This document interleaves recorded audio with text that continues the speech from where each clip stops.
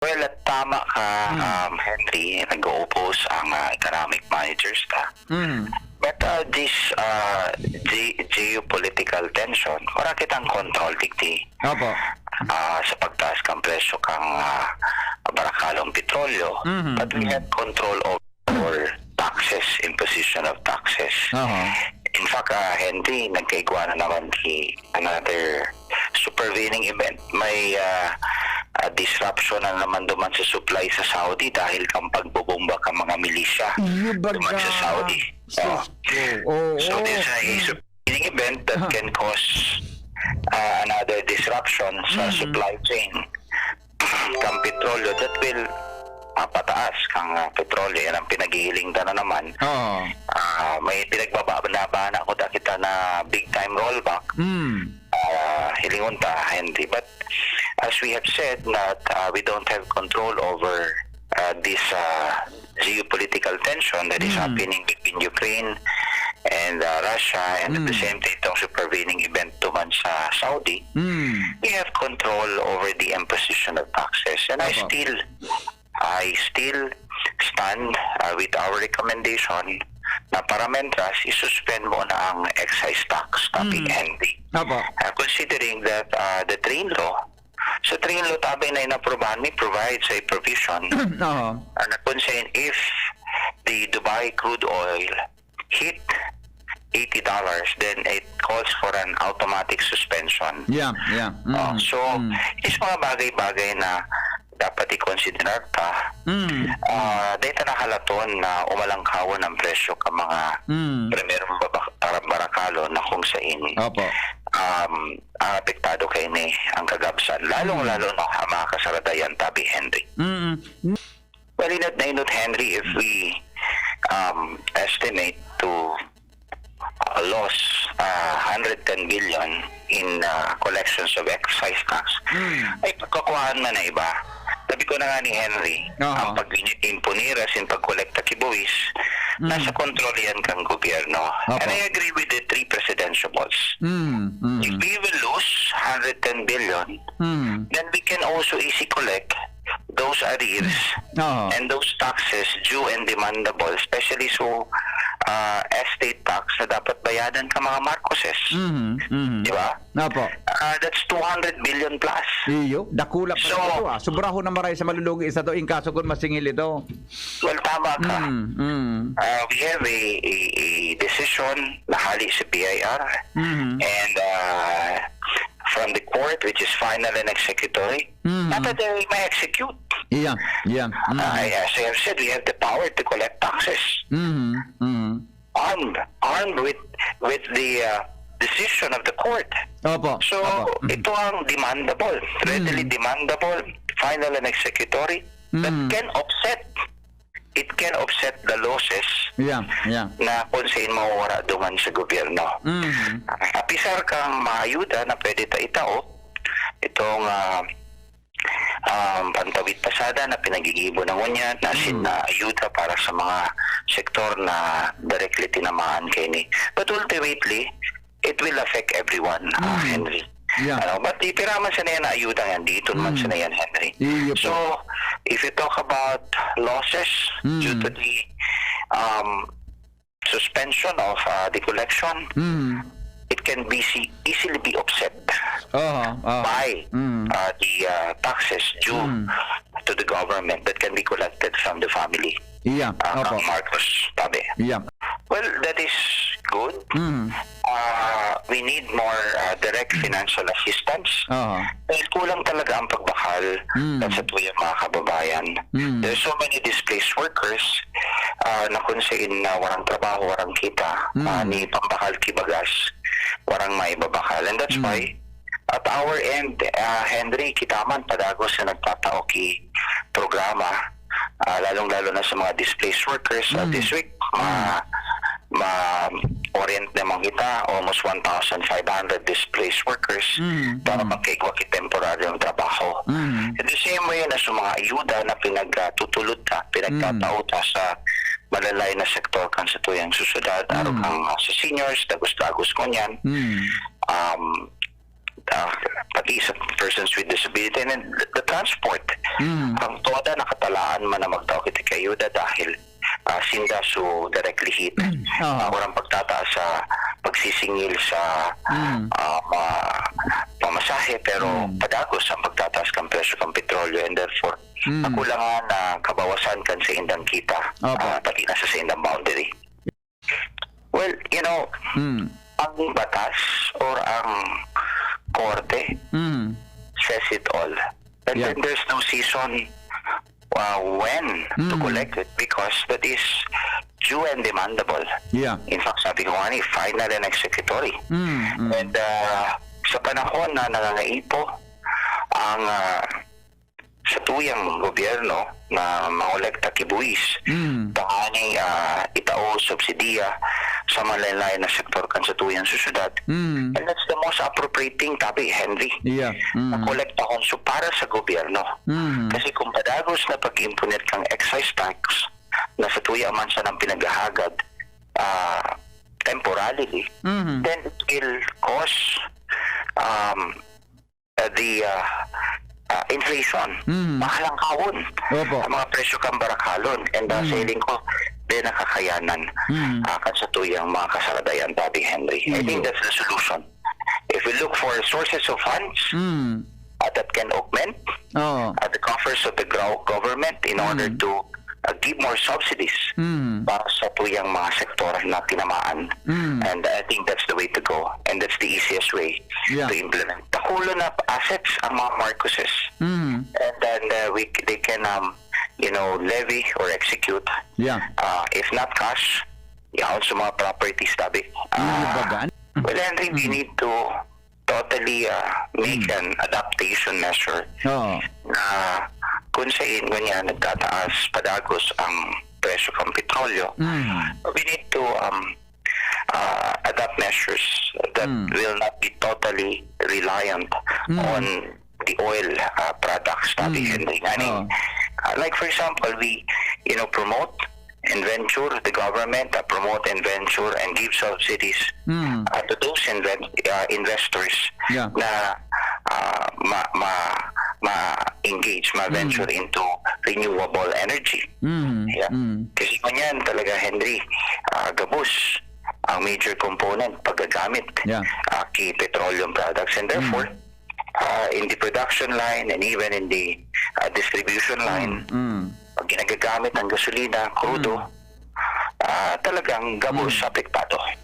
So those are the measures that we need to take. Now, having said that, duman naman sa pagkakautang kan sa tuyang gobyerno, of course, if we lack sources of funds, then our tendency is to borrow and borrow. Para mas ma-subsidize asin magtakagan kipondo so mga programa kan sa tuyang gobyerno. Going back to our previous discussion, we have a readily collectible taxes that is due para sa tuyang gobyerno. Kanya ako nangaligan, sabi ko, itong 200 billion plus. And that is how much? Mga 400 million dollars or $40 million if you convert it. So they ka na tama utang, Henry. Iya po. They tama utang ko, di makukolekt taon mo na sana. The problem is, with the agencies of the government, which primarily are responsible in collecting those taxes, dapat magliktikon mo nga rin meron sa kabayo na pagbibadulan mo minano. Well, kita, Henry, nagnalas man kung nata ako man kita solo lang kundi saro kita sa napili sa bilog na Pilipinas. Sa prior segment ninda, yaon man si Joy Belmonte. Quezon City. Quezon City. Nagkapira siguro mga apat siguro tabi kami na nagdadalagan sa pagkalkalde. And I'm so flattered na kumbaga na-feature kita sa Rated K.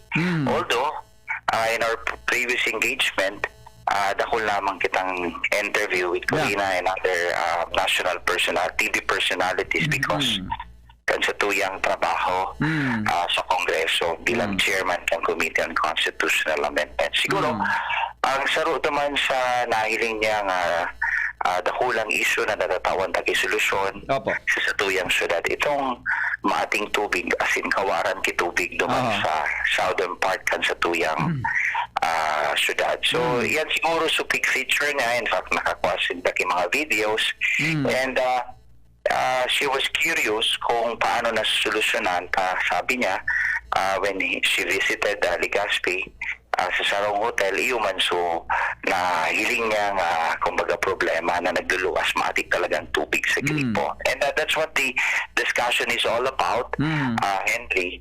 And iyan so naging tema and other aspeto na kung sa'yo naglalasa natangya from congressman nag-mayor kaya ano nga so pinakarason. Ito Henry, so first discussion is sabi niya nata ako nagdalagan bilang pagka-alkalde kung saan igwapa kitang sarong termino. Sabi ko we can offer better programs and solutions naman sa mga problema na haloy ng natawan ki solusyon araw kang problema sa tubig na kung saan padagos nga ni pinag-experience sa Henry dahil kasuhapon piniyong ko na sa sumatako ang kinarigos ko malabog-labog na tubig naghalat akong sarong oras na maglinaw pero talaga and I had to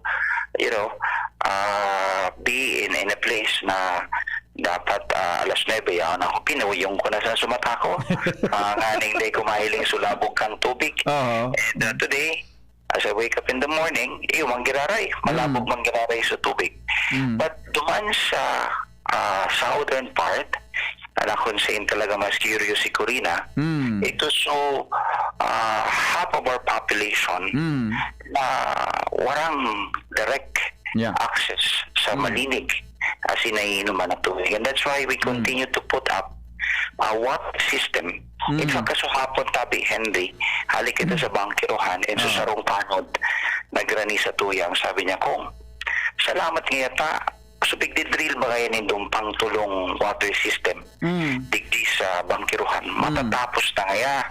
Maamis-amis ngaya ang tubig, malinaw na ngaya. Sabi ko nata, kumusta? Ay, sa bilog ngayang pagkabuhay ko, ang sa mga experience dyan is naglalakbay ako kiharayo, mababa, matukad, magharok sa naasin, sakripisyo talaga oral daw. So araw kaan Henry ang kagiana na natatauta sa mga residentes na kung saan sa haloy na panahon dahil access sa malinig. Kasi napagpakwa ang kitubig ngunyan tabi igwa na sitang access talaga. That's a basic commodity that has long been denied and now being pinag-introduce sa Ritaki solusyon na 18 more sites for water system tabi Henry.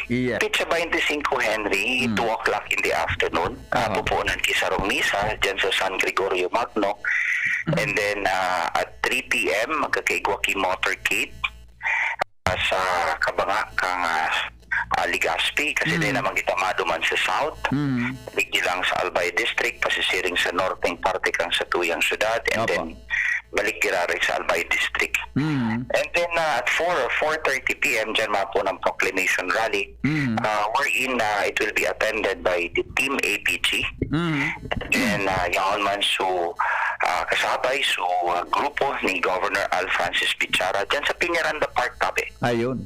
And then watch out because we have some entertainment na kung saan karawang Henry so nagtutugtog baga kay President kay PP Lenny na banda. Ayun. Itong Itchyworms na nagtugtog duman sa Pasig Laban kasabay sa Ben and Ben maabot man po sa tuya kasi sabi niya since we are also supporter of BP Lenny they offer also their entertainment para mas makapagtugtog man sa satuyang proclamation rally. Siring kang ginibo nila duman sa Pasig Laban. So Ben and Ben ko we're trying to reach out pero sabi ninda talagang exclusive sila permission na kasabay ni BP Lenny sa Tagikod. So ang nag-opresir na lang kan sa indang serbisyo itong Itchyworms para mas makapag-bisita man digdi. So for those who are anticipating the proclamation rally and those who want to watch yung Itchyworm kasabay ang Team APG, lalong-lalo na sa tuyang mga kabataan. Please be there at 4:30 p.m. Sa Piñaranda Park. You will hear Mandaw Lindo ang sa tuyang mga plataforma, programa para sa tuyang minumutan na syudad. As in, syempre, ang entertainment that will, be offered by some of the local artists and at the same time, ang Itchyworm. Tabi. Yun, hanggang matapos tabi kung hanggang sabi nga hanggang pamatangaan, hanggang gusto pa. Yes, sana but siyempre dapat magtao magitaki sort of entertainment. Yes. Mga kababayan tayo at the same time so mga nagtatarang nag-a-attend din. Maging lively man ang sa indang mood tabi, Henry. Opo, okay. Kung salamato na maray po unless na may mensahe ka tabi sa mga nagdadangog mo niyan. Go ahead tabi. Well, hindi, pasiring kita ko dyan sa Barangay 16 and Barangay then may kitang ayuda dikti sa Barangay 27 and 28 ngunyan na Aldaw. And at the same time, maabot man si Senator Nancy Binay nakonsain sa bayan kita sa tuyang mga ayuda distribution ngunyan and sa aga mga kasabay taman si BP Binay. No, ayan, si Jojo Mar Binay sumagama. Tanganing mahiling naman asin na magkagawa magkikonsultasyon sa mga kababayan tan Legazpi. Asin sa iba pang lugar.